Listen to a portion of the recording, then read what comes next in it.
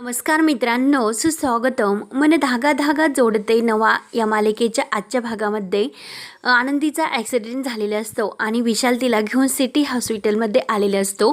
तो घाईने मनोजच्या मोबाईलवर कॉल करतो. तेव्हा मालती तो फोन उचलते. तेव्हा अण्णा तिच्या हातातून तो फोन घेतो. तेव्हा विशाल सांगतो की कल्याणी मॅडमचा ॲक्सिडेंट झालेला आहे आणि त्या सिटी हॉस्पिटलमध्ये आहे. ते ऐकून तर अण्णांना धक्का बसतो. अण्णा म्हणतात की काय सांगतात.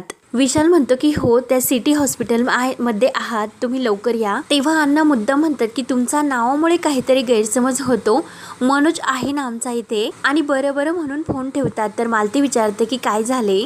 तो विशाल काय म्हणत होतात. त्यात मनोज येतो. तर अण्णा म्हणतात की अरे मनोज चल, आपल्याला एका ठिकाणी अत्यंत अर्जंट जायचे. मनोज विचारतो की कुठे जायचे. तर अण्णा म्हणतात की अरे मनोज, तू ते कोचिंग करतो ना, त्या संदर्भात आहे, चल पटकन जाऊयात. तेव्हा मालती अण्णांचा हात धरते आणि आनंदीच्या संदर्भात काही नाही ना असे विचारते. तर अण्णा नाही म्हणतात आणि मनोजला घेऊन तो लगेच तिथून निघून जातात. तेव्हा मालती त्यांच्याकडे बघत घाईने देवाला हात जोडते. त्यानंतर इकडे राजाध्यक्षाच्या घरी सार्थक बाहेर येऊन बसतो. तर सुधा अक्कू सुद्धा बाहेर येतात आणि सुधा ही सार्थकला विचारते, अरे तुम्ही भेटलात का त्या कल्याणीला आणि काय म्हणाल्या त्या, काही मार्ग निघाला की नाही. तर अक्कू म्हणते की अगं आई, नक्की काहीतरी मार्ग निघाला असेल. हो ना दादा, चला आता आपण पार्टी करूयात. आणि चुकीचा कॉन्फिडन्स बघून मला नक्की खात्री झालेलीच आहे. तेव्हा सुधा म्हणते की अगं हो, तुझ्या उत्साहाला जरा आवर घालर. आणि सार्थकला विचारते की अरे सार्थक काय झाले. तेवढ्यात आदर्श सुद्धा बाहेर येतो. तेव्हा सार्थक म्हणत असतो की ती नाही भेटली, आम्ही तिला भेटण्यासाठी गेलो होतो पण ती कल्याणी तर आलीच नव्हती. तर सुधा म्हणते की अरे देवा. तेव्हा आदर्श लगेच म्हणतो की आता मी जो प्लॅन केलेला आहे तो अगदी परफेक्ट आहे आणि सार्थक त्यासाठी तुला होकार द्यावाच लागेल. तेव्हा सार्थक म्हणतो की नाही भाई, तू असले काही करणार नाही. तर आदर्श म्हणतो की अरे सार्थक, तू विचार कर आणि परत अशी संधी केव्हाही मिळणार नाही आणि तुला जे करायचे होते ते करून झाले. मग झाले का काही, पण मी जो प्लॅन केला तो अगदी परफेक्ट आहे, अगदी खात्रीशीर उपाय आहे तो. तेव्हा सुद्धा म्हणते की हो, आदर्श एकदम परफेक्ट बोलतो. तर अक्कू सुद्धा म्हणते की दादा आता तर तुला आमचे ऐकावेच लागेल. तेव्हा आदर्श म्हणतो की एक मिनिट, मी सुखदाला बोलवून घेतो. जे काही असेल ते अगदी समोरासमोर 10 वेळाचा घोळण्यात ठेवू नका. तर लगेच सुखीला आवाज येत असतो. तर अक्कू म्हणते की थांब दादा, मीच जाते आणि तिला घेऊन येते. म्हणून अक्कू आतमध्ये जाते. तेव्हा सार्थकला तर खूप टेन्शन आलेले असते. तर आदर्श त्याला शांत राहण्यासाठी सांगतो. तेव्हा सुखदा इकडे हॉस्पिटलला आलेली असते. विशाल तेथेच असतो. धावत सुखदा विशाल जवळ येते आणि काय रे कल्याणी ताई आता कशी आहे असे विचारते. तेव्हा सुखदा रडायला लागते. तर विशाल म्हणतो की त्या अजून सुद्धा शुद्धीवर नाही आलेल्यात. तर सुखदा म्हणते की हे सर्व माझ्यामुळेच झाले, मीच तिला नाशिकला येण्यासाठी सांगितले होते, मी उगाच हट्ट केला म्हणून सुखदा खूप रडायला लागते. माझा हट्ट माझा मूर्खपणा होता, आय एम सॉरी कल्याणी ताई म्हणून सुखदा खूप रडत असते. विशालला सुद्धा खूप रडू येते. विशाल सुखदाला शांत करण्याचा प्रयत्न करत असतो आणि तेवढ्यात नर्स बाहेर येतात आणि विशालला हॉस्पिटलच्या मेडिकल मधून ते इंजेक्शन आणण्यासाठी सांगतात. तेव्हा विशाल धावतच ते इंजेक्शन घेऊन येतो. तेव्हा अक्कू घाईने खाली येते आणि दादा, मी वरती पाहिले परंतु सुखदा मात्र कुठे दिसत नाही असे सार्थक आदर्शला म्हणते. तेव्हा आदर्श म्हणतो की मग ती गेली कुठे. तर सार्थक म्हणतो की एक मिनिट, मी तिला फोन करतो. आणि तेवढ्यात इकडे अण्णा मनोज धावतच हॉस्पिटलला येऊन पोहोचतात. तर सुखदा विचारते की अण्णा तुम्ही इथे कसे. तर अण्णा म्हणतात की मनोज मला बोलला की त्या कल्याणी ताईचा. तर सुखदा रडतच म्हणते की कल्याणी ताई माझ्या मोठ्या बहिणीसारखी आहे, ती आता खूप सिरियस आहे. म्हणून सुखदा रडायला लागते आणि ती अण्णा मनोजला विचारते की पण तुम्ही कल्याणी ताईला कसे ओळखतात. तेव्हा अण्णा सांगायला जातात की ती माझी मुलगी. तर मनोज त्यांना थांबवतो आणि ती माझी मानलेली ताई आहे असे तो सुखदाला सांगतो. मी काही दिवस आश्रमात होतो, त्यांनीच मला बरे केले आणि त्यांच्याचमुळे मी बरा झालो. तेव्हा सुखदा म्हणते की हो, माझ्या कल्याणी ताईने सर्वांना बरे केले, पण आज माझ्यामुळे माझ्या कल्याणी ताईवर आजही वेळ आली. म्हणून सुखदा आणखीन रडत असते. तेवढ्यात विशाल धावत येतो आणि मनोज दादा बरं झालं की तू आला. तेवढ्या डॉक्टर सुद्धा बाहेर येतात. विशाल विचारतो की डॉक्टर ते आता कशा आहेत. डॉक्टर सांगतात की तुम्ही काळजी करू नका, ते आता शुद्धीवर आलेले आहेत. तेव्हा अण्णा विचारतात की डॉक्टर आम्ही त्यांना भेटू शकतो का. तर डॉक्टर म्हणतात की एका वेळी फक्त एकच जण त्यांना भेटू शकतात. तेव्हा मनोज आणि अण्णा एकमेकांना मिठी मारतात आणि खूप रडतात. देवाचे आभार सुद्धा मानून देवाला हात जोडतात. सुकी सुद्धा देवाला हात जोडते। त्यानंतर इकडे सार्थक सुखदाला खूप फोन करतो, परंतु ती एकही कॉल घेत नाही। सार्थकला सुद्धा खूप टेन्शन येते, हिने एक सुद्धा माझा कॉल का उचललेला नसेल। अक्कू सुद्धा बाहेर सुखदाला शोधून येते, परंतु सुखदा बाहेर सुद्धा नाही असे सर्वांना येऊन आत सांगते। सुधा विचारते की अगं अक्कू, तू वरती तिला नीट व्यवस्थित पाहिले होते का? तेव्हा आदर्श म्हणतो की सार्थक, आपण तिच्या आई बाबांना फोन करून विचारूयात का? आणि परत म्हणतो की नाही, नको, राहून दे, आणि त्यांनी जर चुकीचा काही अर्थ काढला तर आणखीन प्रॉब्लेम होईल। सार्थक म्हणतो की अरे भाई, तू काय बोलतोस? त्यांना कॉल करून हे सर्व माहिती करून घ्यावीच लागेल, आणि माहिती नाही की सुखदा त्यांनाच भेटायला गेली असेल तर 1 मिनिट मी त्यांना फोन करतो। तर आदर्श त्याला थांबवतो, 1 मिनिट थांब, आपल्या कॉलनीच्या कॉर्नरला सीसीटीव्ही कॅमेरे लागलेले आहेत, मी सिक्युरिटी गार्डला जाऊन भेटतो आणि सीसीटीव्ही फुटेज चेक करतो। तेव्हा सार्थक म्हणतो की थांब, मी सुद्धा तुझ्या सोबत येतो। आदर्श म्हणतो की नाही, अरे फक्त मी सीसीटीव्ही फुटेज चेक करून येतो, तू येतेस थांब, मी आलोच। तर आदर्श धावत जातो। तेव्हा सुधा म्हणते की अरे, अशी न सांगता कुठे गेली असेल ही, म्हणून सुधाला सुद्धा खूप टेन्शन येते। सार्थक तिला समजावतो की आई, तू इतकी पॅनिक होऊ नकोस, जरा शांत हो। तेव्हा सार्थक पुन्हा सुकीला कॉल करत असतो। त्यानंतर इकडे मनोज हा सुकीला म्हणतो की तू आतमध्ये जाऊ नये। सुखदा म्हणते की कुठल्या तोंडाने जाऊ, तिची ही अवस्था माझ्यामुळेच झाली, मी तिला तोंड दाखवू शकत नाही। अण्णा म्हणतात की सुखदा, यात तुझा काही दोष नाही, हा सर्व नियतीचा खेळ असतो। सुकी म्हणते की नाही अण्णा, याला मीच जबाबदार आहे, तुम्ही तिला भेटून घ्या, म्हणून सुखदा थोडीशी बाहेर जाते। तेव्हा मनोज अण्णांना म्हणतो की तुम्ही आत जाऊन या। तर अण्णा गॉगल काढतात आणि आपले पाण्याचे जे भरलेले डोळे असतात ते पुसतात आणि आतमध्ये जातात। तर इकडे सार्थक सुखदाला फोन करत असतो, सुखदा फोन उचल, काय बावळट मुलगी आहे ही। तेव्हा सुखदा थोडीशी बाहेर येऊन बसलेली असते आणि सार्थकचा कॉल तिला येतो। सुखदा फोन उचलते, तेव्हा हॅलो करते। तर सार्थक म्हणतो की काय सुखदा, वेडी आहेस का? केव्हापासून मी तुला कॉल करतो, म्हणून सार्थक चिडतो। तर सुखदा रडायला लागते की अरे सार्थक। सुखदाला सार्थक विचारतो की अगं सुखदा, काय झाले, रडतेस का तू? सर्व काही ठीक तर आहे ना?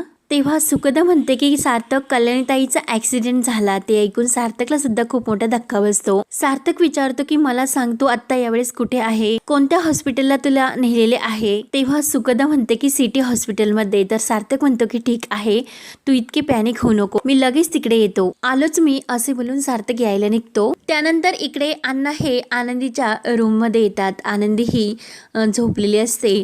तेव्हा मात्र अण्णा तिच्याजवळ येऊन खूप रडू लागतात। तेव्हा आनंदी लगेच उठते आणि अण्णा असे म्हणते की, आणि अण्णाकडे पाहत असते। अण्णा म्हणतात की आनंदी, हे सगळे कसे झाले ग? तेव्हा आनंदीला ते सर्व क्षण आठवतात। आनंदी शांतच असते। तर अण्णा म्हणतात की अगं बाळा, सांग ना, हा अपघात कसा झाला? तेव्हा आनंदी म्हणते की अण्णा, मी रस्त्याने चालले होते आणि अचानक माझ्या समोर एक कार आली, आणि त्यानंतर लगेच आनंदी सांगते।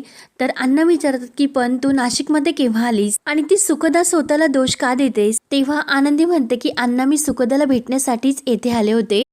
अण्णांच्या डोळ्यात पाणी येते आणि अण्णा म्हणतात की अगं आनंदी बाळा, सुखदा आणि सार्थक सर।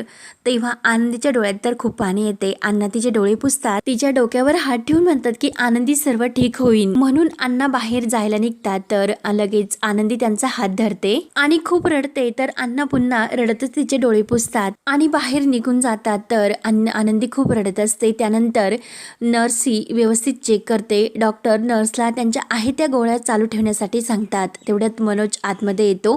मनोजला पाहून तर आनंदीला आणखी रडायला येते। आनंदी मनोजला म्हणते की अरे बस ना दादा खाली। तेव्हा मनोज खाली बसतो, त्याला सुद्धा खूप रडायला येते। त्याला आनंदी छोटी असताना त्याची आठवण होते। ते म्हणतो की छोटी आनंदी आणि 4थीत होती, तिच्या वर्गातील मुलीशी भांडण झाले। आनंदी घाबरली नाही, सर्व वर्गासमोर तिने तिला दम दिला, माझा मनोज दादा येऊन दे मग बघ। तेव्हा आनंदी म्हणते की नंतर माझा मनोज दादा तिथे आला आणि त्याने तिला दम सुद्धा दिला। पुन्हा जर तू माझ्या बहिणीला काही बोलली तर तुझ्या डोक्यावर पाणीच होते। तेव्हा दोघांना थोडेसे हसू सुद्धा येते। मनोज म्हणतो की त्या वयात त्या छोट्याशा मुलीला डोक्यावर पाणी होतील असे म्हटलं तर ती किती घाबरली होती।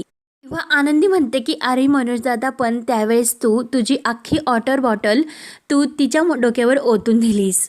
मनोज म्हणतो की हो, त्यावेळेस बाईंनी शिक्षा म्हणून 4 वेळेस छडी हातावर मारली, त्याचे वरण उमटले आणि जेव्हा आनंदीने ते वरण बघितले पण तिच्या डोळ्यातील पाणी मात्र थांबेना. तो शनिवार तो रविवार आनंदी मात्र सारखे रडत होती. आणि हे सगळे झाले तर सांग आनंदी, आत्ता सांग मला की मी कुणाच्या डोक्यावर जाऊन ती माझी बॉटल रिकामी करू आता? ते आत्ता सुद्धा मी करतो. आनंदी सांग फक्त. माझी चूक आहे, मी तुझ्याशी नीट वागलो नाही म्हणून देवाने मला शिक्षा दिली. तेव्हा आनंदी म्हणते की अरे दादा, हे काही नाही, तू माझ्याशी जे काही वागला तो सर्व भूतकाळ होता, पण आता मात्र मला माझा पूर्वीचा मनोज दादा मला परत मिळाला.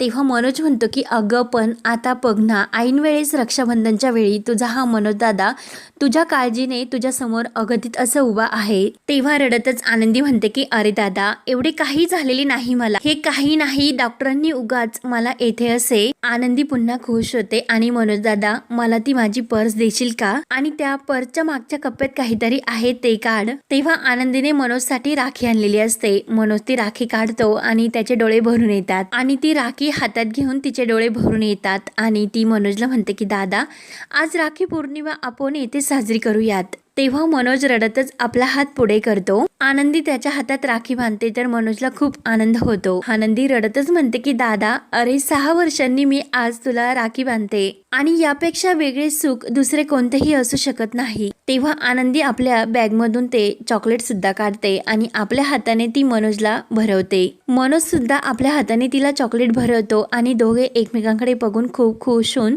एकमेकांच्या मिठीत येतात. बहीण भाऊ एकमेकांच्या गळ्यात पडून खूप रडू लागतात आणि खुश सुद्धा होतात. तेवढ्यात सार्थक इकडे सिटी हॉस्पिटलला येऊन पोहोचतो. सुखदा तेथे समोरच असते. सार्थकला पाहून तर सुखदा आणखीन रडते की अरे, हे मी काय केले सार्थक, माझ्यामुळे कल्याणीताईची अवस्था ही आज अशी झाली. मी खरंच खूप मोठी चूक केली, मी तिला बोलवायला नको होते. सार्थक म्हणतो की सुखदा शांत हो. सुखदा म्हणते की सार्थक कशी शांत हो? सुखी म्हणते की अरे, तिला नाशिकला यायचे नव्हते, मी माझ्या कामासाठी तिला येथे बोलावले, मी तिला कशाला बोलावले असेल म्हणून सुखदा खूप रडू लागते. सार्थक म्हणतो की अगं सुखदा, अगं तुझ्यामुळे हे काही झालेले नाही आणि मला सांग की आता काय परिस्थिती आहे, डॉक्टर काय म्हटले, त्यांनी काय सांगितले? तर सुखदा म्हणते की ठीक आहे ते.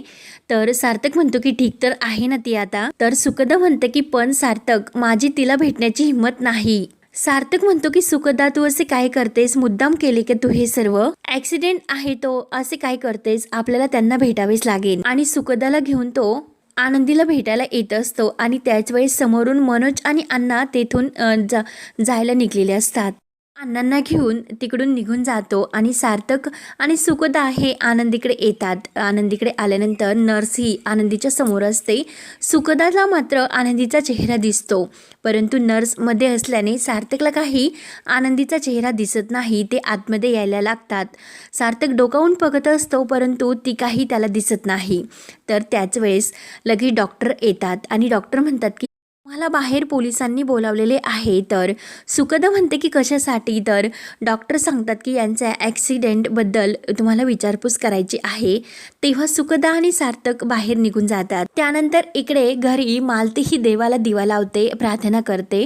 तर लीना तेवढे धावत येते आणि मालतीला विचारते की आई, अण्णा आणि मनोज कुठे गेलेत? मालती म्हणते की त्यांनी मला काही सांगितलेले नाही. दुपारी एक फोन आला होता, ते फोनवर बोलले आणि तेवढ्यात मनोज आला आणि ते मनोजला घेऊन घाईघाईने निघून गेले. मला ते म्हणले की काहीतरी काम आहे एवढेच बोलले आणि लगेच निघून गेले. तर लीना म्हणते की आई, मनोजचा फोन सुद्धा लागत नाही. मालती म्हणते की अगं, ते दोघे येतील, तू काळजी करू नकोस. लीना म्हणते की आई, काळजी कशी करू नकोस, भर दुपारी ते दोघे बाहेर गेलेत आणि ते पण न जेवता, काही खाल्लेले सुद्धा नाही आणि गेले तर गेले, पण फोन करून कळवायला नको का? आणि आता ते दोघे घरी आल्यानंतर तुम्हीच त्यांना रागवायचे. तर मालती म्हणते की हो चालेल. तेव्हा मालती थोडीशी टेन्शन मध्ये दिसते. तर लीना तिला विचारते की आई, काय झाले, काही विपरीत असे घडले का? आणि हे दोघेही न जेवता दुपारीच असे गेले, पण हे दोघे गेले त्यामुळे काळजी नाही, पण तरी काहीच वाटत नाही असे सुद्धा नाही ना? तेव्हा मालती म्हणते की अगं लीना, मलाच खरंच काही कळत नाही, भीतीने काळी जसे थरथरते, असे वाटते की काहीतरी होणार आहे.